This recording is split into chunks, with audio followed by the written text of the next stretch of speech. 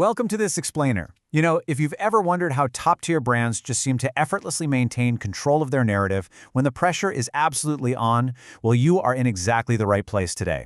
We're going to be unpacking the real mechanics behind corporate reputation management. We'll be using some pretty fascinating insights from Time Intelligence Media Group to show you exactly why having a consistent media presence is hands down your absolute strongest tool. So let's dive right in with a really critical question, one that honestly every executive needs to ask themselves. When you stop talking to the media, is your reputation actually safe or is it completely exposed? There's this huge misconception out there that keeping your head down is a safe, conservative strategy. But as we're going to see, going silent actually carries a massive hidden cost.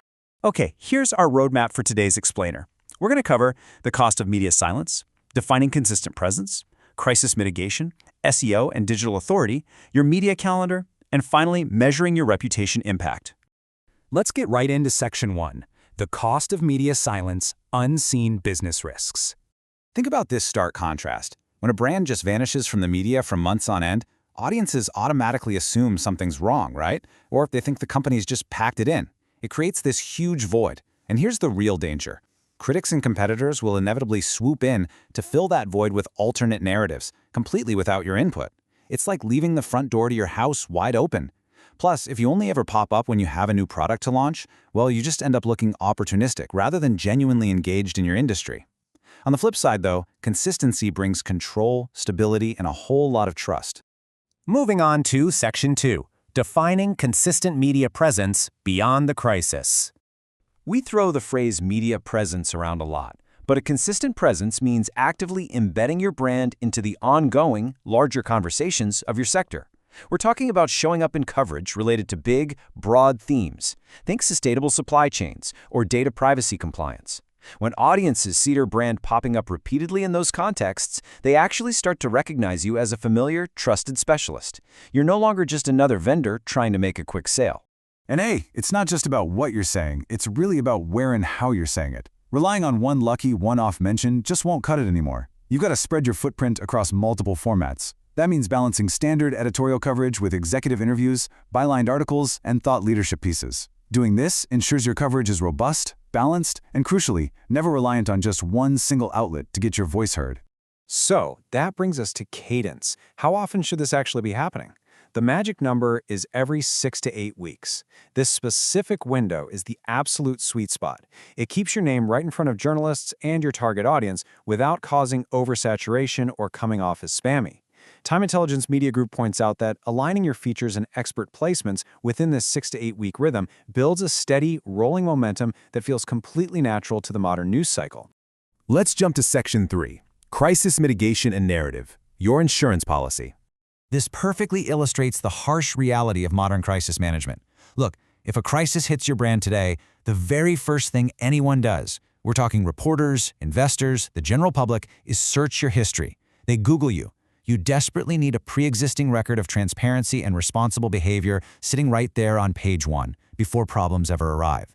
If your history is basically a blank page, you are starting your defense from a massive disadvantage. It's literally like trying to build a shelter while the hurricane is already hitting.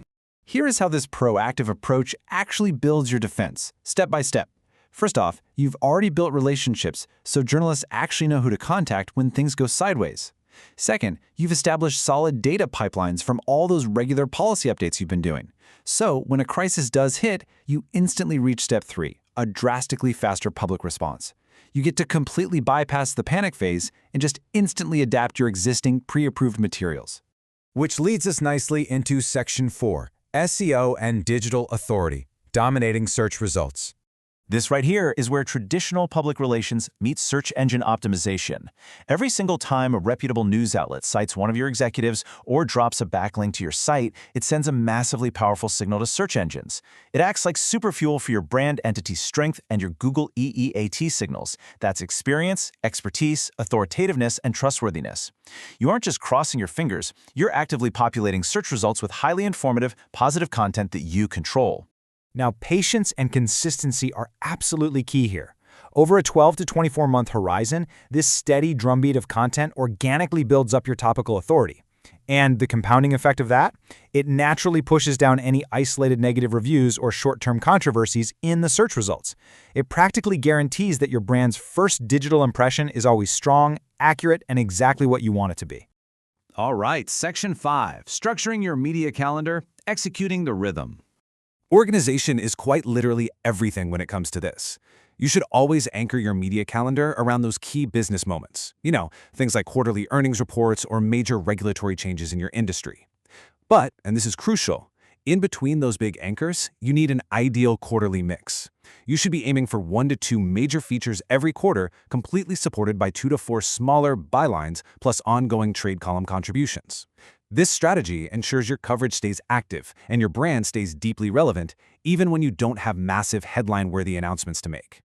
To put a really tangible number on this for you, hitting a benchmark like 10 to 15 targeted UK-focused features over a 2-year period, that is a fantastic, highly effective goal. According to Time Intelligence Media Group, achieving this specific benchmark demonstrates serious, sustained relevance. It proves without a doubt to your stakeholders, your investors, and your regulators that you are actively and consistently participating in your sector's dialogue.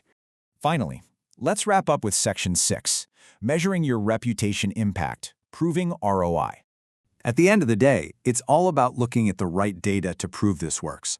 By monitoring sentiment analysis, you can see exactly how positive and neutral mentions of your brand are shifting over time. By measuring your share of voice, you can compare your coverage volume directly against your biggest competitors. And by tracking branded search volume, which basically means tracking when people are actively typing your company name into Google, you can concretely prove to your board that your digital reputation isn't just protected, it's actively growing and improving. I want to leave you with this final, somewhat provocative thought to evaluate your own organization's current strategy. Ask yourself, is your brand actively controlling its narrative right now, or are you just letting silence dictate your reputation? Because as we've explored in today's explainer, silence isn't a safe haven anymore. It's a dangerous void just waiting to be filled by someone else. And honestly, that's a risk you simply cannot afford to take. Thanks so much for joining me, and I highly encourage you to start building that consistent media rhythm today.